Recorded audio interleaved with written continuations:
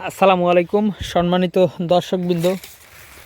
আজকে আপনাদেরকে যে ঘাসটি দেখানো হচ্ছে এটি মূলত সেই ডক্টর জহির স্যারের চীন থেকে আমদানিকৃত যারা ওয়ান হাইব্রিড ঘাস। দর্শক দেখেন, এখানে কিছু আগাছা হয়েছে, আমি আগাছাগুলি পরিষ্কার করে নেই। দেখেন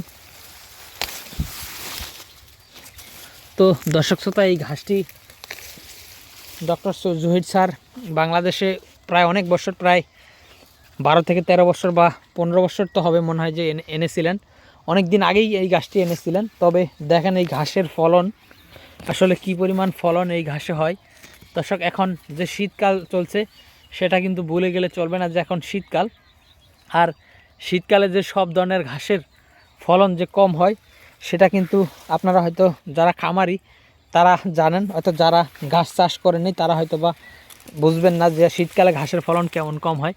তো দর্শক দেখেন এখানে কি পরিমাণ ঘাসগুলো হয়েছে। এখানে যেই ঘাসগুলো এখন হয়েছে এগুলো বর্তমানে গরুকে কিংবা মহিষকে কেটে খাওয়ানোর জন্য পারফেক্ট ঘাস। আমরা যেহেতু এই ঘাসগুলো প্রথমবার এই জমিতে রোপণ করেছি, এখানে এই ঘাসের বয়স এখন প্রায় আড়াই মাসের মতো হবে। আর প্রথমবার আমরা বলে থাকি যে প্রথমবার ঘাস রোপণ করলে কমপক্ষে 2 থেকে আড়াই মাস সময় লেগেই যায়। আসলে কাটিং রোপণ করলে গাছটি কাটিং থেকে ঘাস হতে অনেক সময় লাগে এবং তারপর আস্তে আস্তে কিন্তু সেই ঘাস মানে একটা ঘাস হয়, সেখান থেকে কিন্তু আরও চারা ছাড়ে। দেখেন এখানে কিন্তু প্রথমে এই গাছটি কিন্তু হয়েছিল, এটি কিন্তু প্রথমে হয়েছিল, তারপর এগুলো কিন্তু পরে কুশি বের হয়েছে। দেখেন এদিকেও ঠিক প্রতিটি ঘাসে কিন্তু সেম একইভাবে হয়েছে। তো দর্শক শ্রোতা, আমরা এই ডক্টর জহির স্যারের চীন থেকে আমদানিকৃত জারা গাছটি বর্তমানে 100% পরিপক্ক কাটিন আমরা দিচ্ছি।